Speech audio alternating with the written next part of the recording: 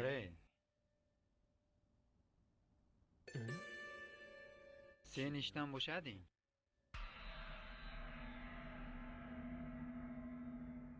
Eh?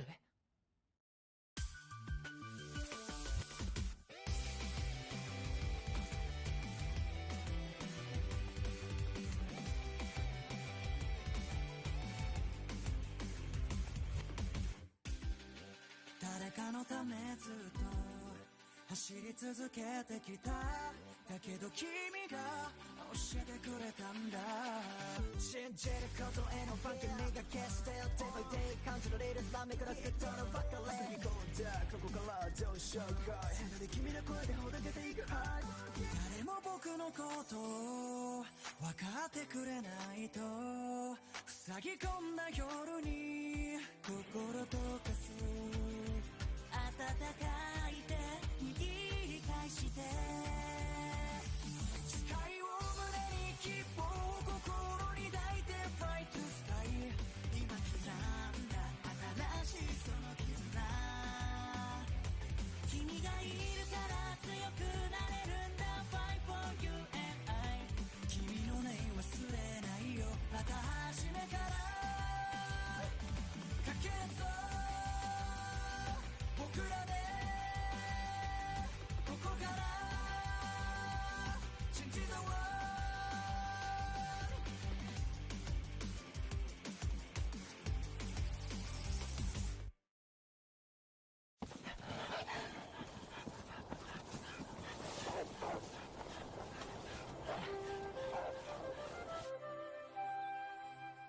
hayvonlarni bo'ysundirish. Bu sehr barcha turdagi hayvonlar bilan muloqot qilish hamda ularning kuchidan foydalanishga imkon beradi. Hayvon bo'ysundiruvchilari jang qilishni xohlamaydilar.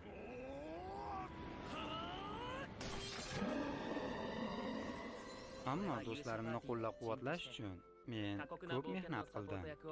Qahramonlar jamoasidagi do'stlarim menga ishonishadi. Yoki yo'q.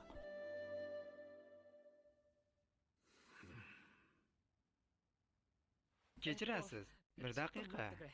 Bu to'satdan sodir bo'lgani uchun. Ha, bu hazilmi? Albatta yo'q.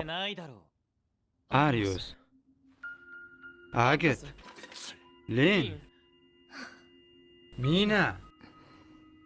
Sizlar jiddiyimisiz? Sababini bilmoqchiman. Sababini? Bu aniq emasmi? Chunki siz befoydasiz. Sizdan umuman foyda yo'q. Endi tushundingizmi? Siz bizni orqaga tortasiz va yonimizda bo'lishga loyiq emassiz. Befoyda? Endi tushungandirsiz.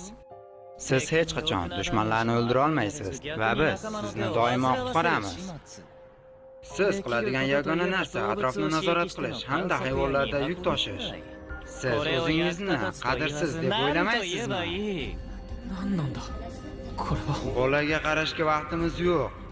Men har doim aytganman, jamoaga bunday bolalar kerak emas deb. Bolalar bunday bo'lmang.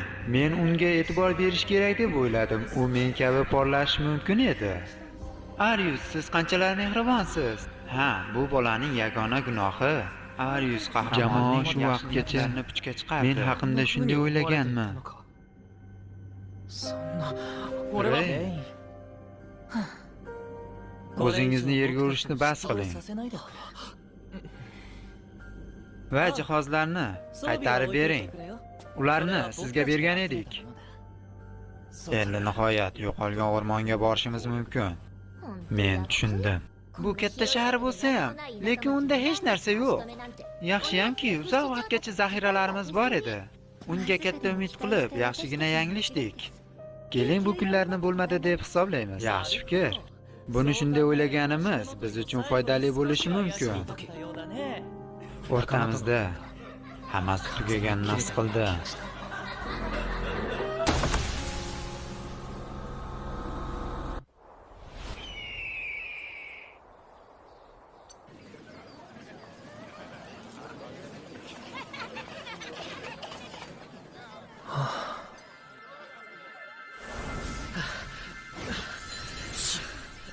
Siz boladek zaifsiz.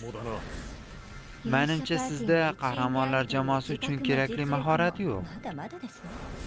Siz o'zi ma'lumot berishdan tashqari biror narsani bilasizmi? Juda foydasiz. Qattiq qo'l bo'lmang. Ren qo'ldan kelgancha harakat qilmoqda. Hech bo'lmaganda hayvonni bo'ysundira oladi. Ular men uchun qayg'urgan deb o'ylardi. Chunki ular mendan umidvor edilar. Ammo balki ular menga hech qachon ahamiyat bermagandilar. Bularni eslama. Muhimi nima qilishim kerakligi. Menda hozir hech narsa yo'q. Hammasini noldan boshlashim kerak.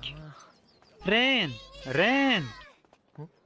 Qahramonlar jamoasida charchab qolmadingizmi? Yo'q, albatta. Bo'lmasam, ko'rsating.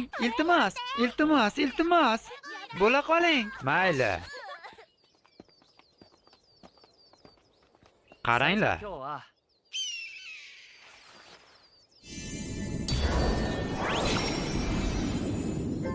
Bo'ldi. Bu vaqtinchalik shartnoma. Qani, salom ayting. Voy, bu zo'rligini. Ha, yaxshi. Rahmat. Xayr. U ketdi. Xo'sh, men aytdim-ku, shartnoma vaqtinchalik deb. Uni bo'ysundirish oson, ammo uzoq davom etmaydi. Sizlar buni tushunishdan qiyin. Siz haqiqatan ham zo'rsiz. Katta bo'lsam, sizga o'xshab bo'ysundiruvchi bo'lishni xohlayman. Men ham. Avval qahramon bo'lishni istardingiz-ku. Eshiting, qahramon jamoasi bizga o'xshagan bolalarning oldida doim bezovtalanadi. Garchi ular boy va zodagon bo'lsa ham, bu juda ham yomon va qo'rqinchli. Odamlar Arius haqida shunday o'ylashar-kanda. O'ylaymanki, savdoda ham ular shunday fikrda bo'lishgan. Lekin siz boshqachasiz. Ha, siz doim biz bilan o'ynaysiz. Siz mehribonsiz. Endi ularga ishdan bo'shaganimni ayta olmayman. Men sarguzashtchi bo'laman va hamma joyda sayohat qilaman. Men bir kechada boyib ketaman. Boy bo'lamiz. Bir kechada? Boy bo'lamiz. Bir kechada boy bo'lamiz. Men erkin bo'lishim mumkin yoki o'lishim. Bu mahorat bilan sarguzashtchi sifatida ish topa olamanmi? Endi men yovuz iblisni o'ldirmaslik haqida o'ylasam ham bo'ladi. Yaxshi. Sarguzashtchilar gildiyasiga xush kelibsiz. Mening ismim Nataliya. Sizga qanday yordam bera olaman? Ha, sarguzashtchilar haqida ko'proq ma'lumot bera olasizmi? Meni kechirasiz, lekin bu haqida ko'p narsa bilmayman. Arius sarguzashtchilar bilan ishi bo'lmas edi. Shuning uchun hech narsani bilmayman. Siz rostdan jiddiy gapirdingizmi? Aksariyat abituriyentlar bu haqida ko'p o'ylamaydilar. Menimcha siz to'g'ri yo'ldasiz. Shunday deb o'ylaysizmi? Ha, albatta. Shunday qilib, boshidan boshlaymiz. Sarguzashtchilar xuddi yirtqich hayvonlar kabi F darajadan S darajagacha bo'ladi.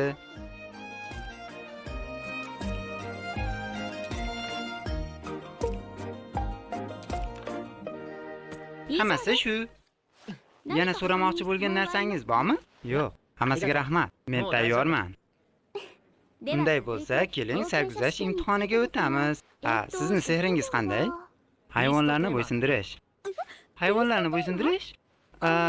Siz rostdan o'zingiz ishlamoqchimisiz? Buning sababi siz befoydasiz. Iltimos, beparvo bo'lmang, xo'pmi?